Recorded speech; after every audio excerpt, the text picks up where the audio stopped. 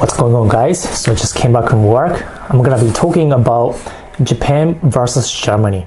So I grew up in Japan for the past 19-20 years in my life, and then I moved to North America and then moved to Europe right now. I have been in Europe for over a year now as a total cumulative amount of time spent in Europe. I studied abroad in Czech Republic, Prague for 6 months when I was a fourth year senior university student, which was really awesome, and that brought me back to Europe again after spending 3.5 years working in Canada. So now I'm back in Europe. I don't know if it's correct to say back in Europe again, but technically I came back to Europe again, and currently I'm living in Germany. And in Germany, if you know, is pretty known for automotive companies like BMW, Volkswagen, Lamborghini, Porsche. They all belong to a Volkswagen group. Lamborghini, BMW, Mercedes, Audi.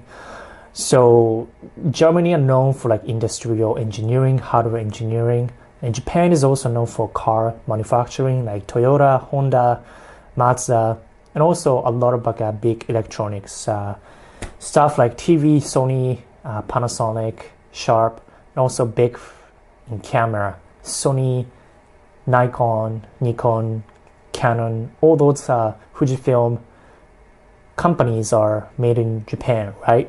So Japan and Germany, they kind of share the similar characteristics in like they excelled quite a bit in industrial engineering. But are there any other commonalities or difference? I wanted to compare and contrast these two countries because I've lived and worked in two countries. So first thing that comes into my mind is definitely Germany stands out for following rules, especially me having spent the past 9 years in North America, which is quite different from like life in Europe in terms of like how people follow rules and how people are more orderly in Germany as opposed to North America. So you could see that a glimpse of how there are a trust in people in Germany by allowing people to have a drink in public. So public drinking is allowed in Germany as well as in Japan versus not in North America. I guess it correlates with the crime rate because crime rate is so high in the United States. They need to have like a rule to limit people's behavior in the public by limiting the drinking in the public. I think that's my guess. Japan crime rate is so low, so they don't really care if people drink in the public or not, because they're not gonna behave in disorderly manner in Japan or Germany. So there's some like trust built in due to the low crime rate. So Germany, pretty much people are on time. So that's kind of like a stereotypical thing about German people are on time. Train leaves on time, bus as well. So this is a pretty this is my observation, but I take a bus or train usually like in North America, usually like trains and buses are late, could be late for like a few minutes, but here I have missed my bus for like multiple times, even if I was like 1 minute before the time the bus arrives and leaves. So sometimes the bus arrives and then leaves like 1 minute before the time on the timetable. So I learned to just go ahead and arrive at the bus station or train station a few minutes before because they're so on time, So this is something that I needed to a little bit adjust back. Back in Japan, everything was in order in the trains and transportations on time. Whereas in North America, it's less of importance, to be honest. So this applies to people as well. So people follow rules more often or more or less than compared to North America. And then so Japan and Germany, similar thing here is that social order, conduct, rules. They like to follow rules and they respect rules. So that's one thing. So you can see that in people. You don't expect people to like break rules blatantly. Of course, I see people jaywalking all the time. I thought it would have been much more strict because I read on like watched a YouTube video how older people is gonna try to discipline you if you jaywalk or something. I think it was something in like Germany, like Munich area or Zurich, Switzerland, like more conservative Bavaria area. But I haven't seen that happening in Munich yet. Maybe in Zurich, I don't know. I haven't been to, but I might go there for work. That's a similarity. Difference though. So I noticed that people in Germany, like a stereotypical German thing is that they don't smile. They're angry. They're grumpy, you know? And I had that, you know, stereotype embedded in me because I had a ex-coworker in Canada who is from Germany, and the people were teasing him that, you know, German are, you know, grumpy and angry and, you know, not laid back. So when German like gruntles, like nine in German means no in English, like nine, you know. But maybe because of just my colleagues here in Germany, the like official language here and like office is like English. So my German coworkers, you know, speak English with me because I can't speak German back, but they do exchange eye contact and a smile. You know, this is a kind of thing. I noticed that this is quite different from Czech Republic. So people hold eye contact, say like cheers when they, you know, part the ways, or they say, you know, they just smile at you, just as the way people would in North America.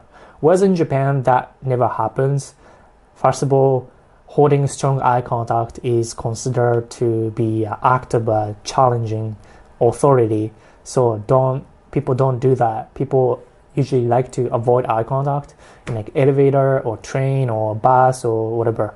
They like to look away as soon as possible, you know. Whereas if you smile in Japan, like in a public place, then you're gonna be either considered, I don't know, maybe a little different, you know. Could be, yeah, it's a little out of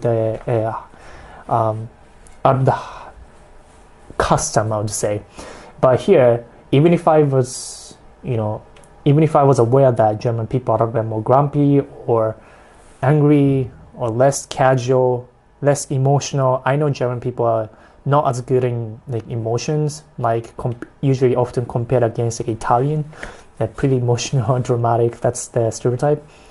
German people do, you know, hold eye contact and then, you know, to smile at you or just exchange a little, like, I don't know if this is because I'm in an international environment, but yeah, the younger generation for sure. Of course, if they are, you know, older, then the situation is different. Like, for example, the people staff working at the canteen, cafeteria, she doesn't smile. She doesn't even probably understand about concept of customer service. So she's always like grumpy looking, and she's not willing to help. She doesn't understand English, so, you know, she just, you know, brush me off, like, because she knows she doesn't want to engage with me or people who doesn't speak German. So that's like a little difference between German and then Japanese, that even if German are known for being grumpy or, you know, less emotional, they do kind of share kind of Western societies kind of practice about having eye contact, smiling, and saying bye, you know, cheers, blah blah blah. So I think that's kind of good because it smooths out human interaction. It's kind of like an oil in a cog. So that's like a huge difference that I noticed. Another similarity that I wanted to talk about, Germany versus Japan. They are more concerned about safety, order, and things as a whole. So yes, you know, they speak English in an international work environment, and they do have a lot of people coming from different countries like Eastern Europe, Central Europe, Western Europe, Spain, France, UK, Sweden, Scandinavia, Romanians, Russians. So it's pretty international in my environment, software tech industry. But I think a lot of like, so the diversities in my work environment. I'm not saying like diversity in terms of people like refugees or immigrants without any jobs. It's a completely different immigrants, with a skilled worker immigrants. That's what I'm talking about here. I think they have more openness toward embracing different cultures here, as opposed to Japan for sure. Japan, it's kind of like either Eastern versus Western. If you're from the East, then everything else is kind of West. Or if it's not from the West, it's either from India or Southeast Asia or from Africa or, whatnot. Whereas here, it's more like, there's so many people from countries living and working here. So I guess it's a little more, normal to come across people from different countries, and they speak standardized English in that kind of work environment. So it's much more, I would say, friendly, and everybody has their own kind of cultures to stand up for. And then I guess in this work environment wise, it's kind of evenly distributed. So in terms of power relationship wise, it's kind of balanced out, because it's quite often the case that German tech engineers are minority in software tech environment, as far as I have heard or I have seen. Whereas in Japan, it would have been, the power dynamics would be much more skewed and unbalanced, biased, with majority of people always Japanese, and then minority are always going to be like foreigners. And if you're coming from like Europe or from one country, people is going to be surprised at you or your existence, the way you look at the culture, because they are not just exposed to those things. So that's quite a bit of a difference, I guess, German versus Japan. The cultural diversity wise, it's quite different. So I wanted to just mention briefly about difference and similarity between Germany and Japan, because I've lived in both countries. Both countries are good, great in certain ways, and then bad in certain areas. I'm not going to go into those aspects in this video. So if you want to know more, if you want me to talk a lot more about the Germany versus Japan, then do like and comment below what topics you want me to cover next video.